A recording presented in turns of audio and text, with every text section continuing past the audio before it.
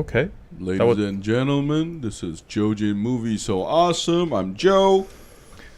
I'm Won-Jin. Today we are going to talk about Andor Season 1, Episode 11. Mm-hmm. Spoilers ahead. Full spoilers Major for spoilers. all episodes so far, plus every other Star Wars IP that have been published. You have been warned. Here we go. You know, we're at the penultimate episode now. And, you know, the script writing continues to impress me on this series. Yeah. You know what? I think Gilroy, he did a Bourne series, I think, or whatever. But I love how the tension never relents. You know, my favorite scene in this episode was the one where the stalker talks to his ex-sergeant. Even then, even a small scene like that, it never gives us the full picture of what's going on. Yeah. Because of the communication error, because he's in a mine or a battery factory or whatever. I like how they keep the tension going no matter what. And now we are at the end point. And everything. Right. I bet my bottom dollar that the last episode is about that Krieger thing. Oh, Krieger. Yeah, Krieger. Anto Krieger. Yeah, I'm sorry. We finally get to see a mugshot of him, or a Star Wars version of the mugshot. Like 3D hologram version of a mugshot. Yeah, you know what's funny, though? It's how all these rebels look like gangsters, except the senator. You know, it's such an accurate depiction, I think. You know, true. You know, because there's a... You know, the series is really good at showing how enemies think alike. You know, because the Empire is double fucking that Krieger guy, right? So our Skarsgård actor is also thinking about double fucking. Luthen. Yeah, Luthen. Luthen is also... He already is aware of what's going on. Right. So it's like a mind game. Yeah. Played. Basically 3D chess. Yeah. 3D chess. It's like mind fucking. And this show is so good at putting us in Cassian's shoes, too. You know how they do it? Cassian is just a piece on the board, just like us. You know how some shows are really bad at making us empathize with the protagonist, either because he or she is like special up the wazoo, you know, like Galadriel.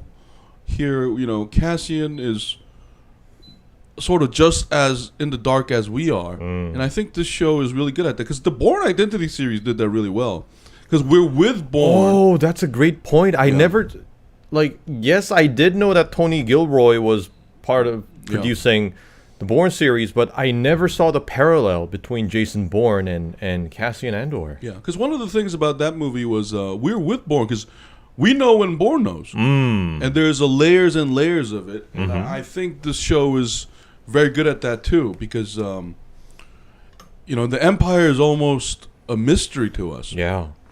And I love the way they uncover some of the fine details underneath the Empire's everyday operation.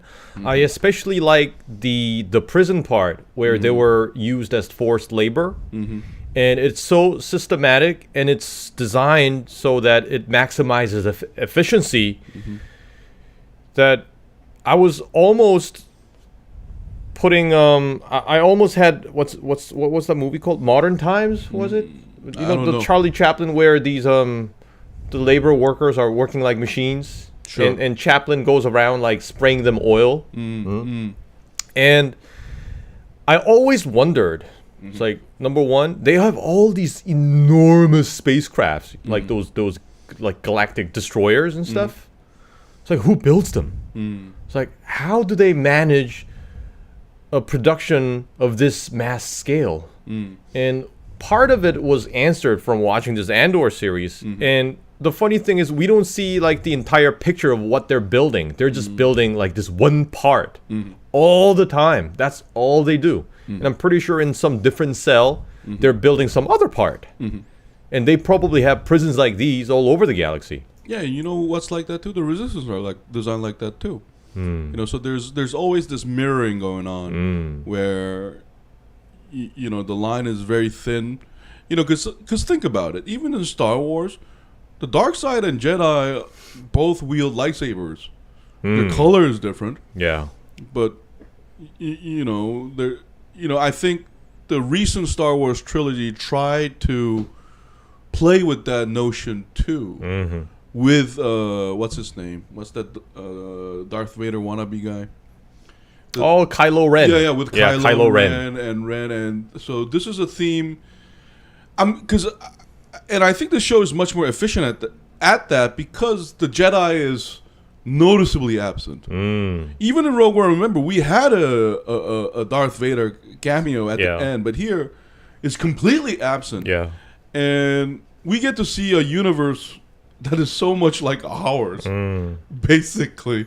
You know. And the entire series so far reminds me a lot of these spy-themed stories of World War II. Mm-hmm.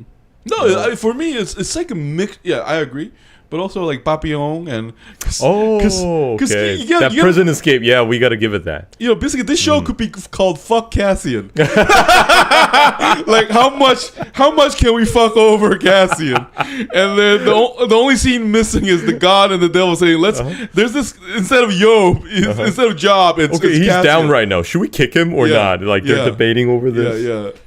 Is he chilling in the Bahamas? Let's put him in jail. Fuck him. And you know, that fuck you is basically what the Empire is. And that's how these people feel about it. Because Empire is like a giant fuck you. Are you having a good time? No, you're not.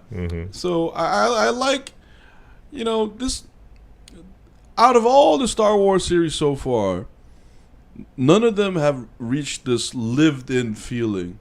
You know, this world like seems so real. Yeah. Even this episode, you know, that last scene was also very impressive. I like the starship design and the hovercraft design. It's like it's definitely it contrasts with the Mandalorian scenes because Mandalorian scenes feels like a Western that is sort of dramatic. But here, I love how the action is very dry.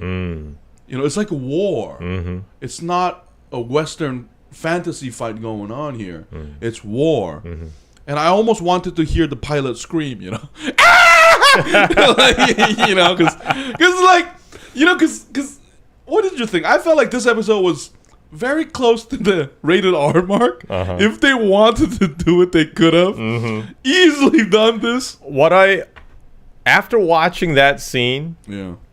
Where Luthen gets away from the Empire Destroyer. Yeah. I was overlapping that scene with a lot of these scenes I saw from Gundam. Yeah. Especially when he was making his turn in front of the Destroyer's bridge. I was hoping he would just fire a shot into the bridge and kill all those officers. And they would die screaming. Right. Me too. Yeah, because you always ask that question, right? Why don't these...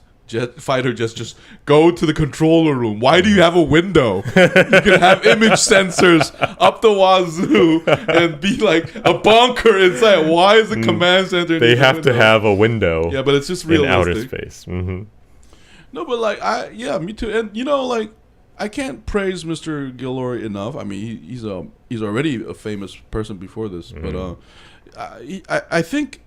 There's just so many inspiration. Like this series will be watched by I think a lot of like cinema lovers because I already see. I mean, I see so much of Kubrick. Oh, that's right. Especially inside the prison. Yeah, except the evil is not AI but people. You know, because you know, because look at Vader for instance. Vader is such a stereotypical evil man if you think about it. He's wearing black. He's haughty. And he's very strong. He's basically a mage, by the way. But here the evil is so banal and so like ordinary. Look at that torturer guy. Yeah. Oh yes, he's like almost like a serving man. Yeah, don't worry. I won't do you any physical harm. Yes. Just put this on. Yes, these are beautiful children dying screaming, and it's very efficient. And you know, so I really like that. I really like that. I feel bad for Cassian. I almost wish he would start speaking Mexican. He's like, oh fuck, you know, my great grandfather was a big drug lord in Mexico. His name was Felix Gallardo. Gallardo. Comprende ese? Yeah, I wish they toyed around with I wish they toyed around with that more too. Because I find that they're spending a lot of time explaining the senator's family custom. Yeah. I also found that interesting. I think they're leading somewhere with that. You know, it's just fascinating that like basically like where the senator is living right now is basically like Washington or New York City, I guess. And she comes from Texas, Middle West or California, wherever it may be. No, nothing against any states, but I'm saying like it's such a different world. And you know why I also like that because the universe here has scale. Remember how in the recent Star Wars trilogy, you know, people keep saying the universe, right? The Republic, right? But we never get an actual scale of the size. Yeah. Because the prequel trilogy actually did that. Oh, there's this trade association, and there's this planet we never heard about. But trilogy's like, oh yeah, Empire, like First Order, man, Jedi. Yeah. These are very like abstract things. But here we get so many concrete planets. Even the minor characters have such a cool name and cool dialogues. What's that thug gangster guy from last episode? I forgot his name. Yeah. They have some marriage custom. That dialogue was also interesting. I love how the devil is a gentleman, basically. Yeah, he was very sophisticated. Yeah. If we don't have any background knowledge that he's a thug, we would also mistake him as one of the senators. Yeah. Again, I stress that all the resistance fighters look like thugs. So it's a commentary on I guess our life too, because all the Imperial bureaucrats look like regular people too. All of them, and they even seem like good co-workers to each other. You know how Dedra's that male secretary? He's like such a loyal guy. I like him. I actually like him. He's like so good at assisting the job. You know, there are all these details. One thing I was surprised though, I can't believe they killed the mother off like that. I thought they wouldn't do that. I honestly thought she will actually meet Cassian before. Well, it's still recording, but the streaming is okay. It's coming back. Okay. Well, some unreliable connection. But anyways, we're back. No, but we apologize. Well, you know, it makes sense that Cassian is coming home though, because that's the first episode, right? And you know, I think the show creators are smart, so that they've been building up that big guy too. That first friend where Cassian's like, "Oh, lie for me." Okay, fine, motherfucker. We drank all night, whatever. That guy is something. They're gonna do something. Yeah. They're gonna come back home. He definitely has a part to play. We can tell. And unlike the neighbor who gets killed off by the Empire, what's his name, Tim? Yeah. We can tell that this friend is a lot prudent. Much more prudent than that dude. And he's much more loyal to his friend. And he's a big guy. And he's a big dude. So, but see, everything is making sense now. Cassian's gonna come back. That Stalker's gonna come back, and Dedra's gonna come too, or at least monitor the situation remotely. So I think everything's gonna come full circle to Cassian's home planet. Or there's gonna be that scene and the Krieger scene, I guess. Krieger. I'm sorry. It's gonna be like a back and forth kind of thing. If this was any other Star Wars series that we've seen so far, like Obi-Wan or The Mandalorian, I would expect the last scene there would be like a surprise. So the Empire ambushes Krieger, and then like a Jedi comes to the rescue and blah blah blah blah. But knowing that this is based on Rogue One, I have this feeling that there's gonna be no surprise. Anto Krieger will die, and they're just gonna watch. Well, I think there will be. What you mean to say is that there won't be like a Deusex Machina, like something that comes out of nowhere, like Luke. Because remember, Jedi's don't exist right now, because they're gone. They're gone. They're all dead legends. They're not there. They're all into hiding. Yeah, everybody's fighting with their guns in hand. So I think we're gonna get some like action, definitely. But I think Cassian's gonna play a very important role enough for him to be off the hit list now, or he might end up, confronting that the cousin's girlfriend, who's still spying. Vel. Yeah, because I think there's gonna be like standoff between Cassian, Vel, and the Imperial spy. And it's going to be amazing because it's going to be dark as hell. It's going to be, who the fuck are you? Who the fuck are you? Who the fuck are you? Because to Cassian, these are, who the fuck are you both? And they're like, are you that? Do you think, are you who I think I am? And they're going to do some, you know what I mean? Because there's just so much fuckery going on. Plus, we already have, because Luthen has a spy within the ISB. That's true. So there's this is a very complicated spider web going on. But I think that it will be untangled a little. And I think the Empire will know that they know, and then find out who the snitch is. I think that's going to be I mean, maybe not this season, but I do see... Eventually. Yeah, I do think so. Yeah. Because so far, what we've seen from the insides of the ISB, these are very intelligent people. Yeah. I mean, and then, you know... And cunning. You know, typically a spy show like this... Remember Tinker Tailor Spy, that movie? Oh, the one with Gary Oldman. Yeah. You know how that show ends, right? It ends with house cleaning. And here, I feel like some of the people, we shouldn't assume their allegiance so much. Like even the ones that we became fond with. Because Bix is innocent, I guess, so far. I mean, even her, you know, this series is so good at this. Like, they didn't tell us shit. Like, what does Bix know? Does Bix know Krieger or not? Like, and then Bix is definitely meeting up with Cassian if she dies. Like, even if she dies, before she dies, she's going to meet with Cassian. And Cassian's going to get to see all of this. And again, this show should be called Fuck Cassian. My mother dies. My ex-girlfriend dies. And I go to jail. Yeah. No. Did you know that I had a foster father who died too? And did you know that I'm an indigenous person that was saved by my foster mother? And whose people were slaughtered by the Empire. Yeah. You know, I feel like they should make another Rogue One movie just to balance out Cassian and what's that woman called? The daughter of Matt Mikkelsen? I forgot her name. Yeah, I forgot her name too. Yeah, I feel like she deserves a series like this too. Because it's completely unbalanced now. Maybe they're working on it. Oh, yeah, I hope Who knows? so. Maybe they will. No, because I hope so. Because if you watch Rogue One now, we would be like, Cassie, you went through so much. Fuck yeah. But then, what's up with this girl? Yeah, this arrogant little bitch who says she had a hard life, but we don't know.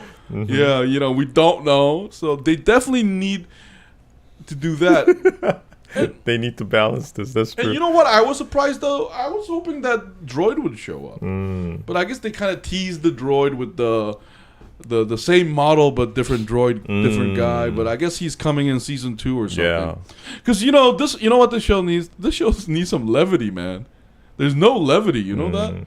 That little dog and child hybrid droid was all we got. Yeah. This show is very dark. Very, very dark. And I'm thinking it's intentional because I think the creators know exactly what the fans of Rogue One would want. Rogue One was also a dark tale, right? Yeah. Because it starts off with murder. Cassian shoots one of the other guy. And it ends with everybody dying in an apocalypse. No kissing, no romance whatsoever. Right. It's just, yeah, it just gives us the feeling that something's really desperate. Yeah, one of the adjectives that come to mind is gritty. Gritty, intense, tense, intense, tense. And then it ends with that 40 seconds of horror of Darth Vader, where everybody in the theater were yelling like, "Oh shit, oh shit, oh shit," like 20 times. Yeah, even Vader's portrayal there was You know what I liked about it? Like, I liked that basically, you know, that Star Wars series is fantastic because like this series, all the main characters are regular folks. So I imagine if we met Vader in real life, we'd be shitting our pants. That's right. First of all, why is he wearing that samurai suit? Like, what the fuck is going on? What's the breathing sound? Yeah, I know. Does he have lung cancer? Is this feudal Japan? What the fuck is going on? And then he starts like, I mean, think about it. Like, these people don't know Jedi, right? The moment Vader lifts somebody in the air, they're like, what the fuck is this? What's going on here? Like full Did panic he just mode. lift him up and snap his neck? Yeah. Look, you know, but now that we think about it, it does make us like appreciate Mandalorian, especially season 1 for me, and season 2, I guess, because I think Jedi should be mysterious. They should come in small doses. Yeah, that's why, I mean, when people get used to the Star Wars, the movie, we're just too used to that power. Yeah. So that's why I like the original trilogy, because we didn't go into Jedi detail that much until the prequels, and maybe they gave us a little too much.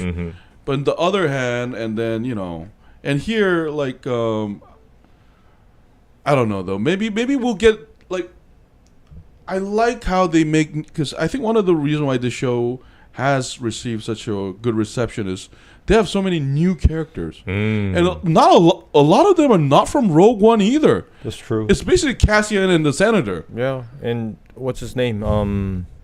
Even a very short-lived character like the one that Andy Serkis played. What was his name in the show? But anyways, and you know what the show also feels like? It feels like Charles Dickens' novel, except it's a fucking thrill, because like so many minor characters give so many details, and I love how they just keep killing them off. Yeah. Remember even that Aldani thing? We got to know all those guys to see them killed, and then have that motherfucker betray you. So there's this constant. We get to know you, we're going to kill you. Yeah, even in that prison, we see that guy killing himself at night. Yeah. Yeah, that's like surprisingly a lot of detail for a very, very minor character. Oh, did we know him? Well, barely. Okay. But at least they showed us that he just couldn't take it anymore. Yeah. No, I mean, like, Andy, like... I'm talking more about like Andy Serkis and some like Kino. I think that was his name. Kino. Yeah, all that is very good. And the thread is Cassian. The constant thread is Cassian. It's like an evil version of Huckleberry Finn or something. Like Cassian gives us a tour of the Empire's dark side. Here's a slum. Here's a fucking village that is very traditional. You go to prison, you escape, etc., etc., etc.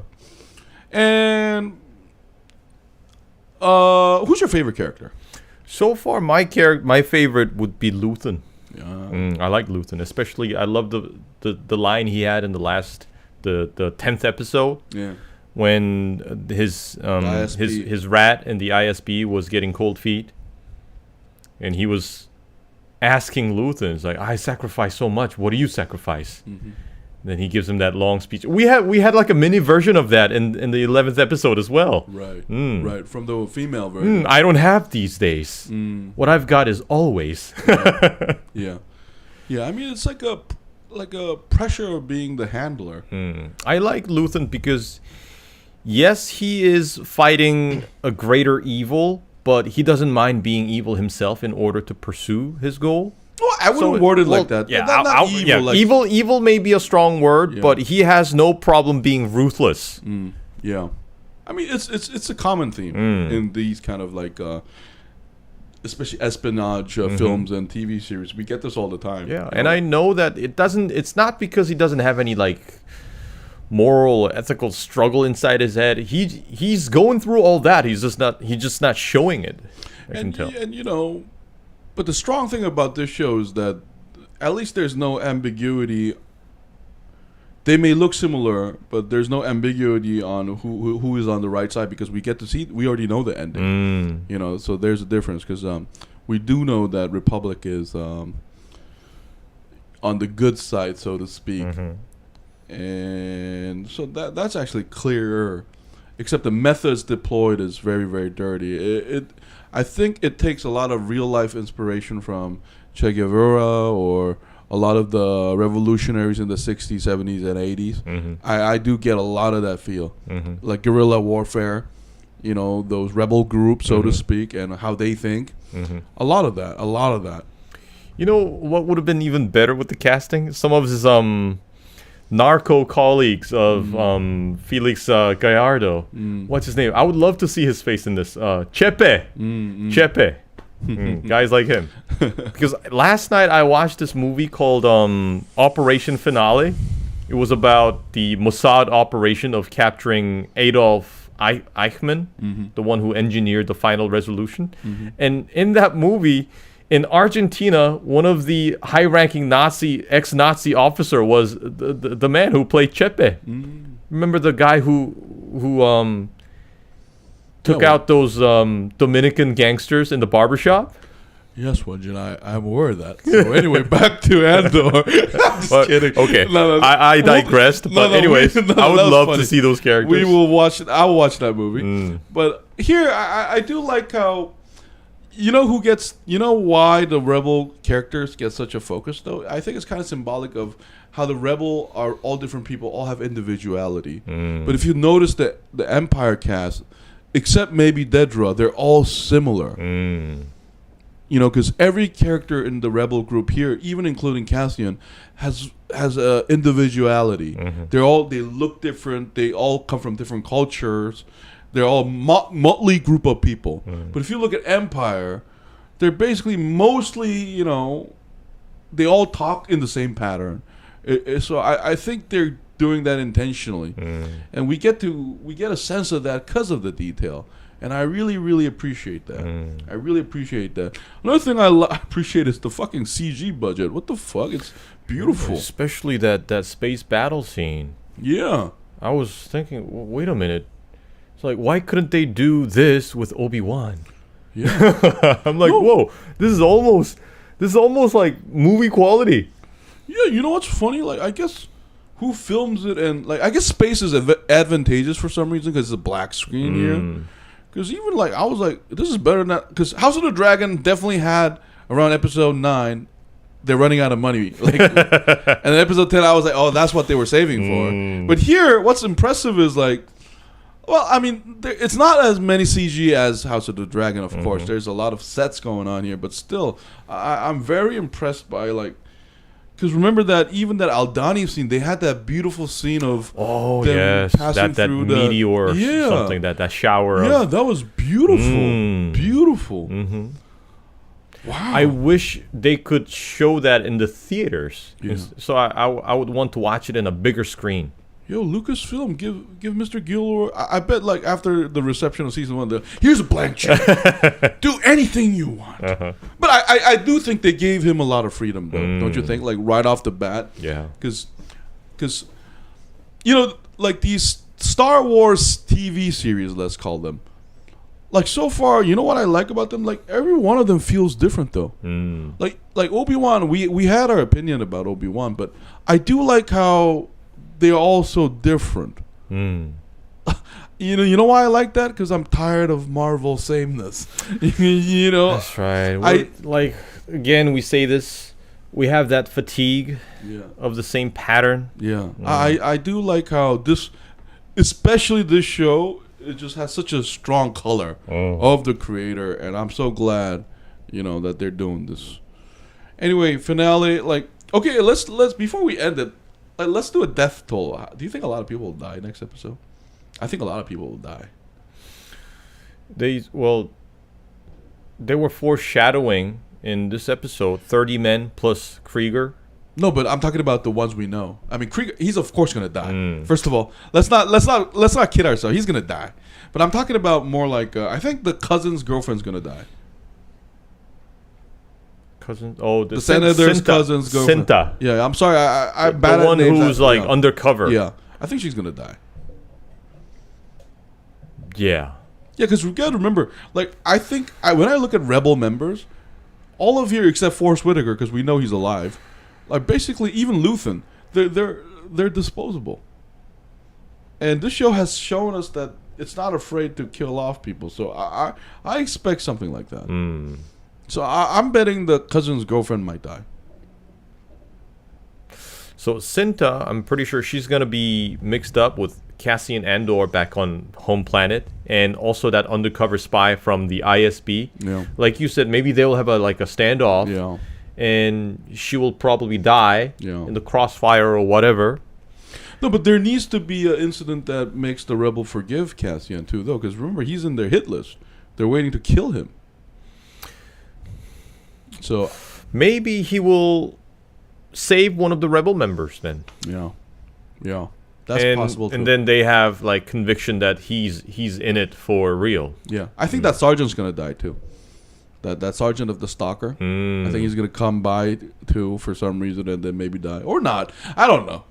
But I don't know if it's like Bix might die too. So I mean, like the whole mood of this like series so far has been about death. You know, I feel like death is imminent. And I'm thinking it's gonna take Andor back to where he started. And in the process, he's gonna lose everything. So he's gonna be left with even less than what he had at the beginning. He's gonna lose all that money. His mother died. Bix is gonna die. His friend is gonna die, and he's gonna have nothing. That just hit you, didn't it? That was brilliant. And like you said, it's gonna enforce that theme of fuck Cassian. Yeah. Yo, why did we do this talk for 30 minutes? We should have done it offline, and you came up the mic and said, "That's what's gonna happen." End of story. That's our take. Thank you so much. But anyway, because we know that next episode will be last. There's 12 episodes. But season 2 is gonna end. You know what I wish though? Maybe there could be another series after Rogue One timing. You know, somewhere to fill in the. You know what? Personally, what I would love is actually like these rebel groups discovering about the Jedi and having a mission to find them and failing. Maybe you know, something that brings. You know, this show. I'm so thankful for this show because this show made the Star Wars universe seem bigger, and it is bigger because there's more things in there, more worlds that we did not know about. Just like Mandalorian. I mean, maybe the diehard fans knew about this that we're only finding out now, but to a casual audience, I'm really glad that they're really widening because Marvel is kind of failing at this too because either it's Earth or some ridiculous place where there's a Thanos didn't count so many fucking strong things and the fucking story, but here. I like how there's no Earth. Like every place is a home for these people, and that's fascinating. Because remember, Luke had that desert. Because there's that iconic desert. Yeah, of Tatooine. Yeah, Tatooine. There we go. And then sometimes we go back and we think, oh, that's Luke. Maybe in a different series we'll get to, oh, that's where Cassian came from. You know, something like that. Yeah. Oh, that'd be awesome. I would totally love such a series. You know, and it did occur to me while I was watching this, like. I just thought, like, man, if Baby Yoda was here, this would be all over. I was like, you guys are fighting so hard. Like, I couldn't help but think, you know, because this is a Star Wars series. What's his name? Grogu. Yeah, I couldn't help but think, man, you guys are dying over nothing. You know, Grogu could just like kill you with 2 fingers. Just do this. And every Imperial officer will be confused. What is that creature, first of all? We never seen you before. You're not on the record. A cameo I would appreciate is, you know what I personally would have loved to see, like the Emperor's Library or something. Because you know what I would love? I would love to see an ISB officer walk into the Emperor's quarters. Yeah, because I want to be in a position where how that person would feel. You know, let's say Dedra like achieves something, right? And the Empire like gives like her personally a personal summons prize. her and he's like, come here. You know, gives us acknowledgement. Because I'm pretty sure, like, all the ISB officers themselves, they never seen the Emperor before. I think he's a mystery. I think this is the same thing with the Jedi. Because of the prequels, we're so used to having those Jedi, all that power, and we see the Emperor so casually all the time that their presence doesn't really bring us any drama. But with this show, if we have like that glimpse of the Emperor, then it would be quite amazing because we saw basically these are like working ants. And then we finally see the Queen. No offense to ants or workers. You know, but and I agree because it depends on how they film it. Remember even the Vader one in Rogue One, they intentionally made him terrifying. You know, and unlike in Obi-Wan, by the way. I told you not to lie. Anyway, like you know, but here I would love to see like an Iron Throne of Empire Emperor. Yes, come here. Thank you for your service to the Empire. Or I would even love to see just like a silhouette. We don't even get to see him. Yeah. We just see a silhouette on a chair. That's all we get to see. It's so funny how like now that you bring it up, like now that makes me hate the latest trilogy more, because we got to see that Emperor guy a lot with the hologram. But I think the Emperor should only talk to Vader as his second in command. But then again, he must have a lot of like really, really high governors, I guess. So that would make sense. And Dedra turns her head, and there's like Vader silently just standing. No, you know what? I'm pretty sure like the Emperor doesn't even know about Dedra.